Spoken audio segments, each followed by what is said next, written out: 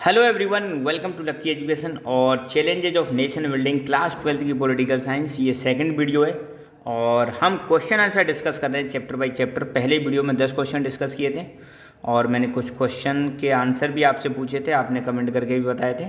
तो शुरुआत करते हैं आज और 10 क्वेश्चन हम आज देखेंगे और इस चैप्टर के जितने भी पॉसिबल क्वेश्चन होंगे हम सारे क्वेश्चन एक साथ ही हम देख डालेंगे। पहला क्वेश्चन या 11th वाला क्वेश्चन है, महाराजा बोधचंद्र बिलोंग टू। महाराजा बोधचंद्र कहाँ से बिलोंग करते हैं? तो ये मणिपुर से बिलोंग करते हैं और आप पता ही होगा आपको मणिपुर में फिलहाल समस्या चल रही है, वो तगड़ी वाली है ना।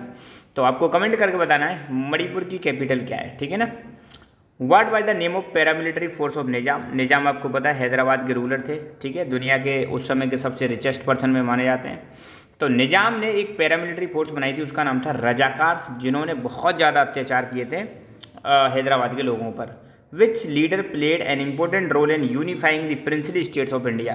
कौन से लीडर का सबसे बड़ा ज़्यादा योगदान रहता है प्रिंसली स्टेट को यूनिफाई करने में? तो वो हैं सरदार वल्लभ भाई पटेल।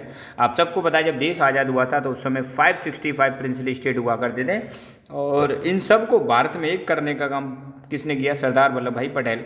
ऑल्दो आज़ादी के टाइम पे 3 प्रिंसली स्टेट ऐसे थे, 3 जिन्होंने तो ठोक के मना कर दिया था कि भाई हम भारत में नहीं मिलेंगे। कौन कौन से थे? मेनली जम्मू एंड कश्मीर, हैदराबाद और जूनागढ़। इन तीनों ने तो कतई मना कर दिया कि हम तो बिल्कुल नहीं ऐड होंगे, ठीक है। तो सबके लिए अलग अलग स्ट्रेटेजी अपनाई गई थी, ठीक है। आपको इन बताना है इन तीनों में से किस जगह पर ऑपरेशन पोलो लॉन्च किया गया था, है ना।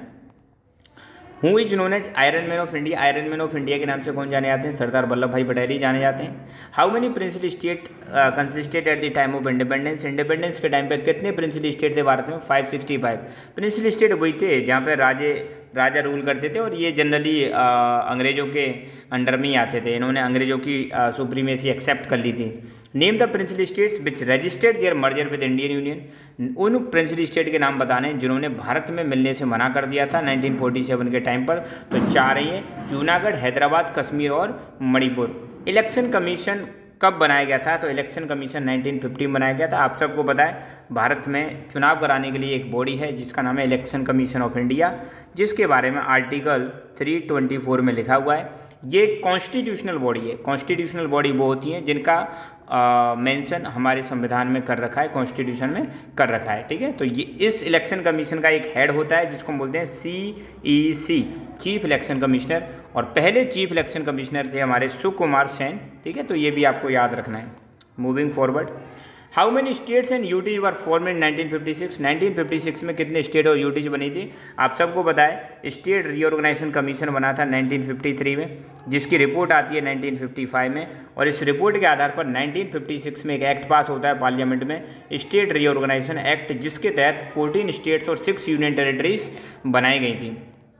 Who led the Vishal Andhra movement and why. Vishal Andhra movement कौन लीड कर रहा था? तो देखो आपको पता है साउथ इंडिया में मद्रास स्टेट हुआ करता था, तो मद्रास में से तेलुगु बोलने वाले लोगों के लिए एक अलग से आंध्रा की मतलब आंध्रा रीजन की डिमांड की जा रही थी। तो डिमांड कर रहे थे कौन? पोट्टी श्रीरामुलु, जो 56 दिन तक 56 डेज तक हंगर स्ट्राइक पर जाते हैं और फाइनली इनकी डेथ हो जाती है, ठीक है।